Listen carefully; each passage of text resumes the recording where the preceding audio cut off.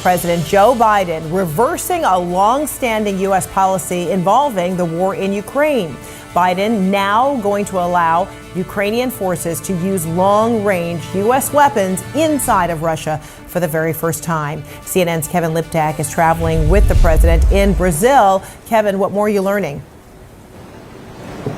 Yeah, this is a major change in American policy, and it comes at a critical point in the war in Ukraine as Russian forces mass in the city and around the city of Kursk as they prepare for an offensive there, and as North Korea has sent thousands of its troops to fight alongside Russia in that conflict. President Biden making this decision to allow Ukraine to fire the American ATACMS missiles inside Russia for the first time. And this had been the subject of a long-running debate inside the American government about the wisdom of allowing Ukraine this new capability. There were officials who were concerned about the risk of escalation in this war. That's something that President Biden has been concerned about throughout the conflict. You also heard officials worry about the stockpiles of ATACMS. These are not resources in endless supply. At the end of the day, the addition of the North Korean troops to this conflict certainly has created a new sense of concern in Washington about where this war could be headed.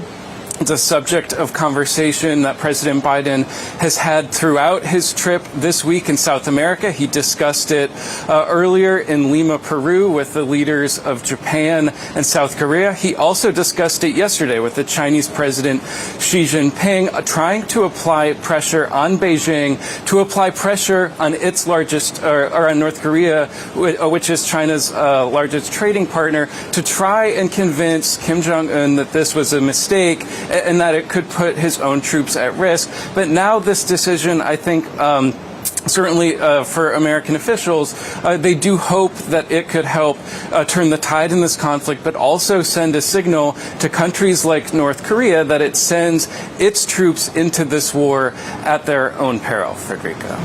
All right, Kevin Liptak, let us know when you know more. Thank you so much. Joining me right now is CNN military analyst Colonel Cedric Layton. Colonel, great to see you. So first off, explain what these missiles are all about, this Army Tactical Missile System, or sometimes referred to as ATACMS. Talk to me about what they are, their capability, and why this is a potential turning point.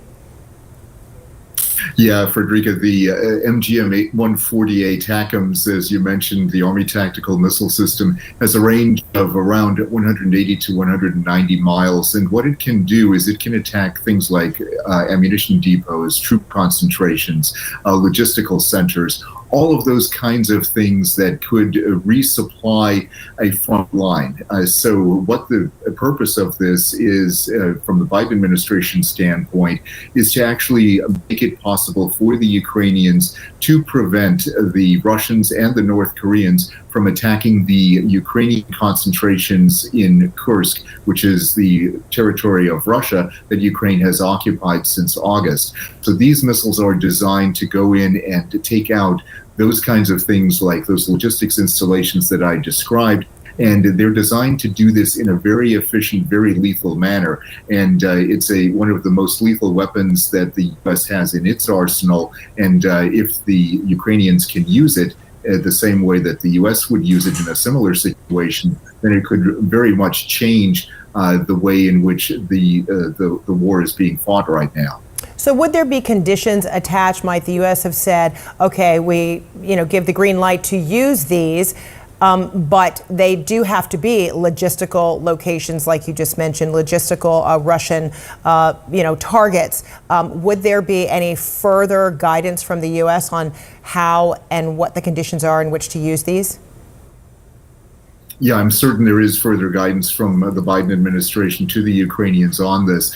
What they will probably say is that you can only attack those installations that are supplying the war effort against you in Ukraine or in Kursk in this particular instance. So the idea would be, Frederica, that they would go in and they would give them a list of targets that they can hit. The Ukrainians would perhaps provide a list of targets that they would like to hit, and then they would say, yes, you can use these weapons to hit those targets, or no, you can't hit those targets. One thing that would definitely be off the list would be nuclear installations or anything that would affect the strategic warfighting capability of Russia. That would most likely be off the list at this point in time. And then how much of this is also in response to North Korean troops being in Russia and potentially assisting in this war in Ukraine?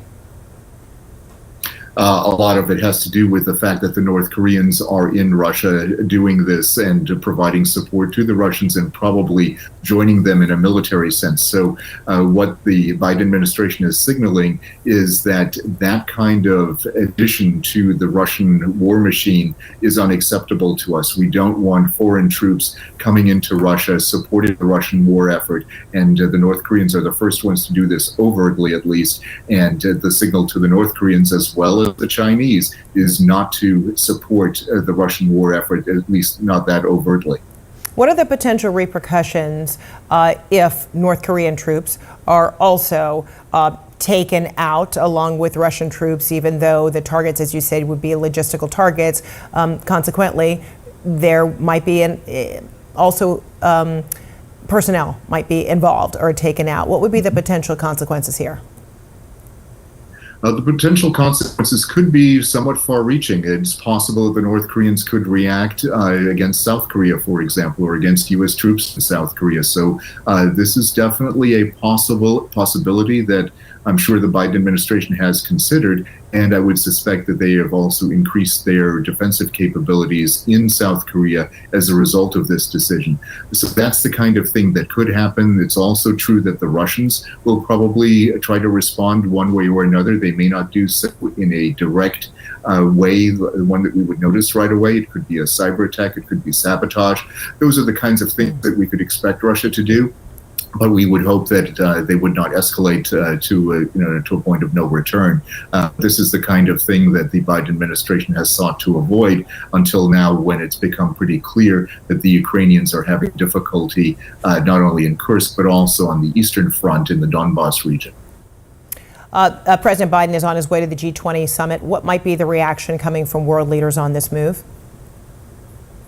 Well, I think it would depend on which world leader you're talking to. Certainly, China would not be enthusiastic about this. The Russians are not enthusiastic about it for obvious reasons. But the Western European nations, the Koreans, the Japanese, they are probably quite okay with this. And certainly the Ukrainians are very happy that this has finally happened for them. They've been waiting for this kind of approval for a very long time, really since the start of the latest invasion back in February of 2022, and that is something that they have sought for a long time because they believe, and I think rightly, that the ability to hit targets deep inside Russia is essential for them to be successful in their ability to not only keep Ukraine independent, but also to prosecute, obviously, their war effort.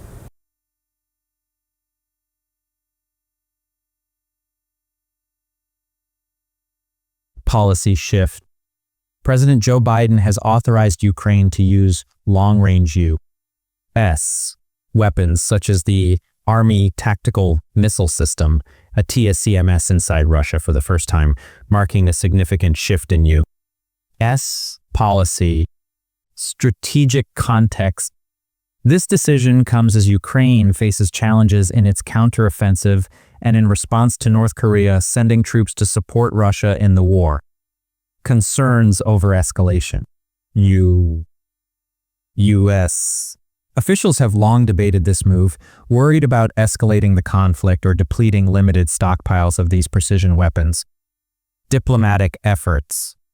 Biden has been discussing the issue with allies, including Japan, South Korea, and China, urging Beijing to pressure North Korea to reconsider its involvement. Weapon capabilities. The CMS can target ammunition depots, troop concentrations, and logistics centers up to 190 miles away, making it a potentially game-changing tool for Ukraine. Usage restrictions. U.S.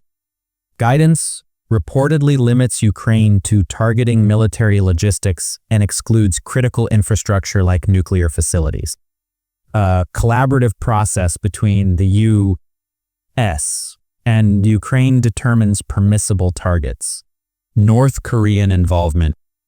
North Korea's support for Russia has influenced this decision, signaling U.S. opposition to foreign troops aiding the Russian war effort. The U.S. views this involvement as unacceptable. Potential consequences.